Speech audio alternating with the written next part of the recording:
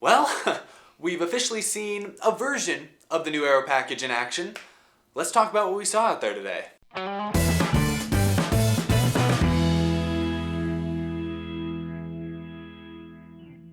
How's it going, everyone? My name is Eric and welcome again to Out of the Groove. I just got done watching the Folds of Honor Quick Trip 500 at Atlanta Motor Speedway, the second race of the NASCAR Cup Series season. First race with kind of the low horsepower, high downforce package, although not the exact same type of package we're going to see at most tracks this year. This was kind of the first glimpse we got at what this lower horsepower deal is going to look like in full 40-car field Cup Series action. But now, before I get too far into that, I want to talk a little bit about some of the key players in today's race, where some people finished, some of the surprises, because there was a few really big surprises in this race that I didn't really expect, good and bad. So let's talk about all that right here, right now. I want to start, though, by looking at the top 20 finishing positions from today's race. You can see there, Brad Keselowski gets his first win of the season, his first win since, I think it was, Chicago? No, Las Vegas last year? First official win for the Ford Mustang in the NASCAR Cup Series. A really cool deal for him. You know, this race saw quite a few different leaders, which is something I'll talk about more at the end when talking about the Aero package itself. But we saw a few different guys in this race kind of pace the field. Early on, it looked like, Kevin Harvick was going to be strong again. Kyle Larson was really good early. And then at one point we saw, Joey Logano flirt with the race lead. Martin Truex Jr. kind of running the lead for a little while there, And then Brad Keselowski at the very end of the race. Ryan Blaney as well, another Penske car. Team Penske was really fast across the board. But let's talk now about some of these other guys. Brad Keselowski was impressive, of course. Had the flu or flu-like symptoms this weekend. He had Austin Cindric run his car during practice for some of yesterday. So, Brad Keselowski wasn't even in the car all weekend, but wasn't sure if he was even going to race today. They still had Austin Cindric there on standby in case Keselowski had to leave the car midway through the race. But Keselowski did say he was 78% good when the race started, and yeah, he looked great. He kind of pulled out like a Michael Jordan type thing there. Michael Jordan had that famous game where he went off when he had the flu and had a huge game. That's kind of what Brad Keselowski, he had a mini version of that here today, getting the win. Finishing second and third, Martin Truex Jr. and Kurt Busch. Both of those guys only in their second race with their new teams. That's got to be a huge confidence booster. We kind of expected Martin Truex Jr. to run well. He comes from Furniture Row. He's coming over to Joe Gibbs Racing. We expect them to still run as, top 5 pretty consistently. That's not too surprising. But Kurt Busch, driving for Chip Ganassi Racing, which that whole organization had a pretty solid day overall, finishing third in only their second ever race together. That's shocking. Honestly, that is shocking. Martin Truex Jr. especially made this quite the entertaining finish. Winding down, Keselowski said later that his car might have been overheating a little bit. Truex was gaining. They were nose to tail on the white flag lap, but Martin Truex Jr. said afterwards he probably needed one more lap to maybe beat Brad Keselowski. Made it another close finish. He lost the race by only about 1 car length. So pretty dramatic finish. 500 miles, and it all came down to that final lap. They were nose to tail. Very strong day for Stewart-Haas Racing, 4th and 5th there. Kevin Harvick was my pick to win this race. He won this race last year. Led a lot of laps early on, but faded. He even won stage 2, but he faded late. Really, the last couple pit stops did not seem to make the car very good. He went from 1st to 4th and 1 lap at one point late in stage 3. So still a top 5 finish, still not bad. Eric Almirola finishing 8th is great. Daniel Suarez in only his second race with the new team finishing 10th with a top 10. Very solid day for both of those guys. Good start to the season for Stewart-Haas Racing. They seem to have a lot of speed. It's kind of between them and Penske right now as far as who's got the best Ford speed, because those Mustangs definitely look good. I don't know. Pretty exciting if you're a Ford fan right now. Toyota was pretty good as well. I already mentioned Truex finishing second, and then his two teammates, Eric Jones and Kyle Busch, also with solid top 10 finishes. Kyle Busch had a very up and down day. Started in the rear with a backup car after wrecking in final practice yesterday. Same guy who talked about how these cars are too easy to drive. Well, he spun out all by himself yesterday. Started from the rear today, drove his way up through the field, actually ran up in the top 5, top 10 most of the race long. Early on stage 3 though, had a flat tire. That forced him to pit out of sequence and could have ruined his entire day, but he rebounded very nicely, even with a little bit of damage on that car, to finish in the top 10. So a strong recovery from Kyle Busch. I want to talk a little bit about Kyle Larson there finishing 12th. He led a lot of laps early in this race, started up near the front. He even won stage 1. So this looked like quite the resurgent day for Kyle Larson after 2018 was kind of a disappointment. Looked like he was set to jump out of the gates and make 2019 the year of the Larson. However, late in the race, a speeding penalty on pit road pinned him back in traffic behind a lot of lap down cars. And then, unlike Kyle Busch, unlike Eric Almirola, a few other guys that had speeding penalties and they were able to drive through the field, Kyle Larson really couldn't. When Kyle Larson seemed to kind of stall out around 15th place, he managed to get back up to 12th at the end there. But overall, I don't know, kind of weird to see how Larson was super good, maybe better than anyone, in clean air. But once you put him back in traffic, that 42 car was really no match for anyone. I want to give an attaboy to Ryan Newman finishing 13th right there in the number 6 car. This is also his second race with the new team, Roush Fenway. Roush Fenway, as an organization, had 2 cars up in their top 10 for much of the early portion of this race. Ricky Stenhouse also had a speeding penalty. He was pinned back in traffic, never was a factor again. Ryan Newman, though, consistently right in that like 8th to 15th range in the running order. That's a pretty big step forward given where we've seen that number 6 car the last few years. And with the speed the other Ford teams like Stewart-Haas and Penske have shown in these first 2 races, Roush Fenway Racing, I'm not saying they're a playoff team yet, but there's a good chance that Stenhouse or Newman, or maybe both, could knock on the door of that top 16 when all this said is done. All things are said and done. All this are said and done. I can't talk. Wow, I just stumbled over all my words. I want to give another big shout out to the 2 top Rookie of the Year contenders. Daniel Hemrick and Ryan Preece, late in this race with less than 70 laps to go, were both inside the top 10. Very impressive run for both of those young drivers. However, tragedy struck both of them. Ryan Preece was hit first when during green flag pit stops, he made contact with BJ McLeod. It looked to me like BJ McLeod kind of missed his pit stall, slammed on the brakes, and turned left kind of suddenly, and Preece really had nowhere to go, but Ryan Preece also said that he was looking at his dash, looking at his tachometer when the incident occurred, and that's why he wasn't able to slow up in time to avoid hitting the 52 car. That being said, I don't know, it was a really unfortunate mistake. I didn't think it was really all Ryan Preece's fault either. A shame when backmarker teams that are kind of irrelevant, screw over a rookie driver who's in the middle of a career day. Second week in a row, Rick Ware Racing has made a mess on pit road, so just throwing that out there. Ryan Preece unfortunately had enough damage from that incident that he DNF'd, finished 35th, so a terrible finish for what was otherwise a great day for the rookie driver. Now talking about Daniel Hemrick, the RCR guy, he made a couple Cup starts last year, but today here at Atlanta was only his 4th ever Cup start, his 2nd this year. But late in this thing, he was in the top 10, he was up in the top 5, he was running in the 4th position with less than 25 laps to go in this race. Unfortunately, he had some damage on his right side. Apparently his right front tire was going down as well, forced him to pit under green unscheduled, and that cost him what was otherwise going to be an amazing, spectacular top 5 finish. He ended up finishing 20th, so I mean, at least he salvaged something out of it, but that was also very disappointing. At the end of the day, though, I'm very impressed with how both Ryan Preece and Daniel Hemrick ran this weekend. Also, their teams, RCR hasn't really been that fast the last couple of years. JTG Doherty has never been fast. So to see both of those drivers have solid days, also those teams, that's encouraging. That means we might have a really fun Rookie of the Year battle. Last year's Rookie of the Year battle with Bubba Wallace and William Byron was a snooze fest. They were both competing for 30th every week. It was not fun to watch. This year seems to be off to a pretty decent start, I think. Now, the last big thing I want to talk about before I discuss the race as a whole, the race itself. Remember, I got the Groovy Gauge coming up. You guys aren't going to want to miss that. I have to talk about Hendrick Motorsports. I know you Hendrick fans probably want me to gloss over this, but I can't let it go. This weekend's race, this Sunday, it was a disaster for Hendrick. It was one of their worst showings as a team I think I've ever seen. I'm laughing to kind of ease the pain because it was painful. I'm sorry, if you're a big Hendrick fan, I feel sorry for you because that was a painful race to watch. I had high hopes coming in. They showed some speed at Daytona. I thought maybe they could make something work here at Atlanta. This is a good track for a lot of these drivers. But boy, they were irrelevant. At the end of the day, as you can see here, Alex Bowman did finish 15th. That was their highest finishing car. Byron their 17th. Chase Elliott managed to snag a top 20 as well. But I'll be honest, that's about as high up in the running order any of those guys were all day. I think I saw Chase Elliott maybe around 11th or 12th at one point.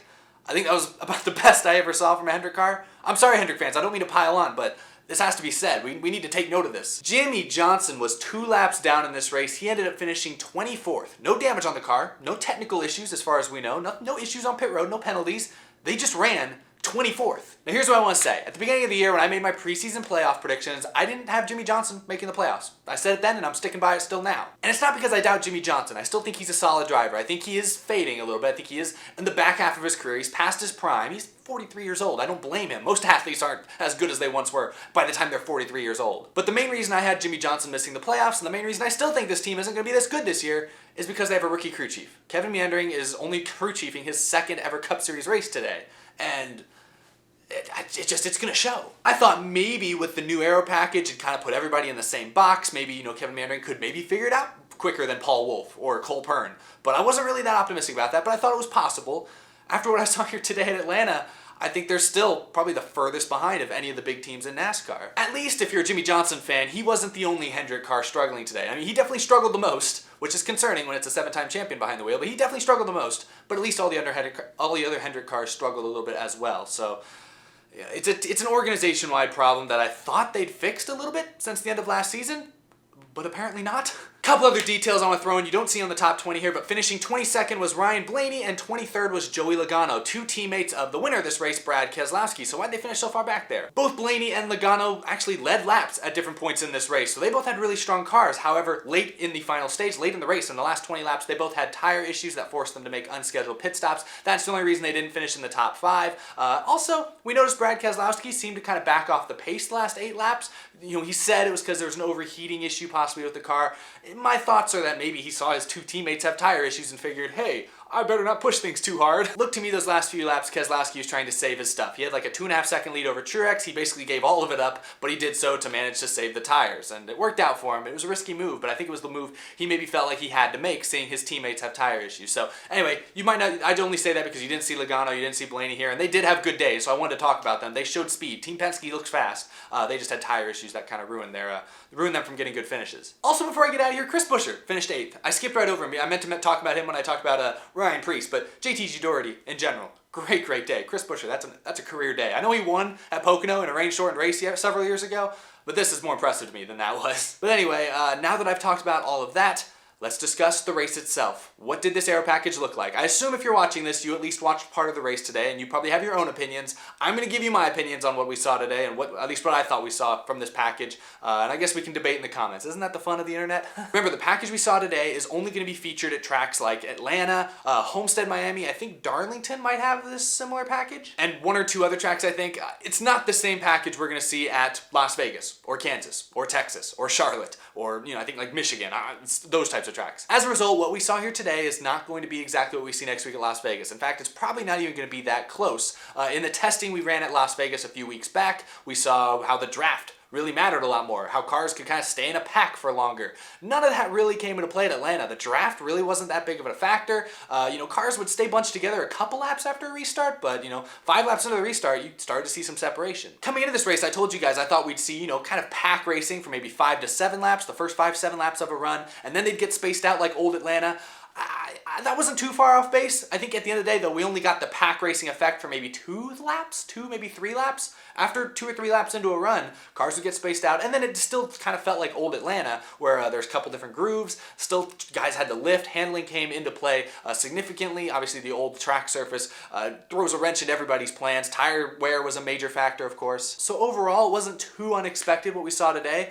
Leader could get away, drive a couple seconds away. The draft wouldn't suck everyone back together all the time. Leader, if they had a fast car, could drive away from the field and dominate. But that being said, cars first, second, 20th, all throughout the pack seemed to be able to make passes pretty easily. Clean air still mattered, and we saw Martin Truex Jr. talk after the race about how, being stuck behind lap cars and their dirty air kind of hurt his momentum late in the race. So dirty air still mattered, and clean air was definitely more important, but we could still see, battles for the lead happened throughout this race. Like I said at the beginning, we had 5 or 6 different leaders in this race, and most of them happened during green flag runs, where a guy would chase down the leader who had maybe a 2-second lead, and would maybe, after a couple laps of battling them, would be able to pass them. We had a great moment during this race in stage 2, where Kyle Larson was chased down by Kevin Harvick. The two actually traded the lead back and forth over a couple laps. It was a great intense battle. They were just within a couple car lengths of each other for a while there before Kevin Harvick eventually prevailed.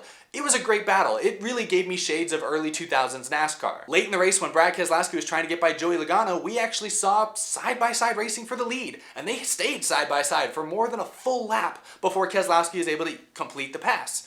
It was great. And now I know this isn't an exact science or anything, but about 30 minutes ago, I posted this poll to Twitter, basically asking, what do you guys think of the racing today? And you can see there, more than 90% of you guys reacted positively in some way to the racing we saw in today's race. Obviously, if you're a fan of my show or you watch me at all, you're probably one of the more upbeat and positive fans who is a little more optimistic for this new package, so there's definitely some bias there. But needless to say, I think most NASCAR fans can agree that the racing we saw today was good. Overall, was just good, was solid, at least solid. Better than last year's Atlanta race, where Kevin Harvick dominated the thing and there was really not a lot of passing going on anywhere near the front. One criticism I saw from some people leading up to this race was that this new package is only going to create the illusion of good close racing. There's not actually going to be passing. There's not actually going to be good competition. It's just going to be like kind of a freight train. Those people, I would say, were proven pretty wrong today. We saw plenty of passing. I mean, look at this restart we had in stage 2. Look at this restart. Restarts especially were more fun than they've ever been at Atlanta, in my opinion, at least that I've seen in my lifetime. lifetime. They'd race like this for a couple laps, and actually mid-pack, they'd still race like this for another 10 or 15 laps. Front of the field would typically get, more single-filed out, but you can still make passes. That's what made this package, that's what encouraged me the most about this package today, is that you could still make passes one-on-one. I know this isn't the full package. I know this isn't exactly what we're going to see at Atlanta, or at Las Vegas next week, where I think the draft will come into play more. But here at Atlanta, cars could make passes one-on-one, handling still mattered, driver skill, as Kyle Busch showed in practice, driver skill still mattered.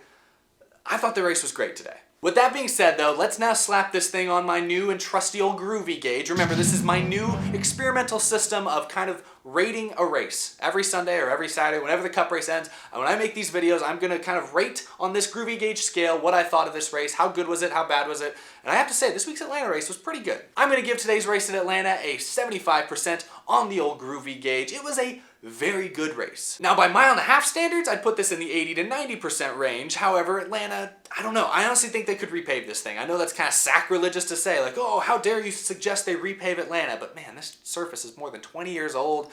It's almost getting to the point where it's too hard on tires, where now strategy is basically thrown out the window. I don't know. You're going to have to repave it at some point, I feel like. So maybe just bite the bullet now when we have this Aero package that kind of might, help the racing still. I don't know. I haven't sold myself yet on that completely. Maybe Atlanta should stay how it is. I don't know. All I know is that today's race was good. It exceeded my expectations. Or I would say it about met my expectations, because I think I had a little bit higher expectations of this package than most other people did, and this race overall I think met them here today. But of course, I want to hear from you guys. What would you guys give this race? Did you enjoy it? Did you like the passing? Did you think there was too much passing, not enough passing? Do you still think there was maybe an issue with clean air? Was that too big of a drawback to you? I think the other one thing I do want to address, the cars did look slower on TV. Like, they did. I wasn't there in person, but I'm sure they looked a little slower there as well. They didn't look as slow as they did during the All-Star race last year, where it was noticeably slower, but they did look a little bit slower this year. It was noticeable. It doesn't really bother me. I don't really come or watch a NASCAR race just to see fast cars. Like, NASCAR isn't the fastest racing series even in North America. So if I want fast cars, I'll go watch something else. I want good racing. I want side-by-side. I want action. I want drama. That's why I watch NASCAR, and this race had plenty of that. So I enjoyed it. 75% on the Groovy Gauge. But let me know what you guys think. That's all I've got for today's episode. Lots to talk about. My voice is already kind of tired. Long episode, but thank you all so much for watching. I hope you enjoyed. I also hope you enjoyed today's race at Atlanta. I thought it was a lot of fun. Remember, you can follow me on Twitter or Instagram. Continue the conversation over on there. You can get yourself an Out of the Groove t-shirt if you want to support me, support the show. Those are also available down by the description. Also, my P.O. box is down there if you want to send me some cool NASCAR stuff. I got some cool things I'll show off in an episode later this week. So definitely check that out and send me some cool stuff. I'll show it off and shout you out in a future episode. And then, of course, a big thank you to my Patreon supporters. Michael Harrison at Viewers of the Stars, SelfishGifts.com, Mentally Defective, Cameron James, Tice Moore, John Koblenz, Tim Shingen, Jason R. Long, Mika Suzuki, Wesley Donaldson, Isaac Dennison, and iFantasyRace.com, and the rest of these amazing Patreon supporters. Thank you all so much for the support of me and the support of this show. If you too want to join this list of amazing supporters, check out that top link down in the description. I greatly appreciate it. Got a lot of exciting things in the work. I wasn't able to go to that World of Outlaws race this Friday. In case you didn't hear, the Texas races all got rained out, which is kind of disappointing. Feels like dirt races, seems like it's really easy to have dirt races get rained out. I'm still a dirt racing noob. Hopefully I get the chance to go to a World of Outlaws race or some sort of dirt race sometime soon. I've heard they're great. Everything I've seen of them looks amazing. So I want to see one in person. Hopefully that happens sometime soon. But that being said, I'm not going to have a video from that up this week because it didn't happen. But I should have another couple Out of the Grooves up, maybe a live stream at some point. All that fun stuff y'all can look forward to. So thank you for the support. Subscribe if you're new. And I'll see you guys again very, very soon.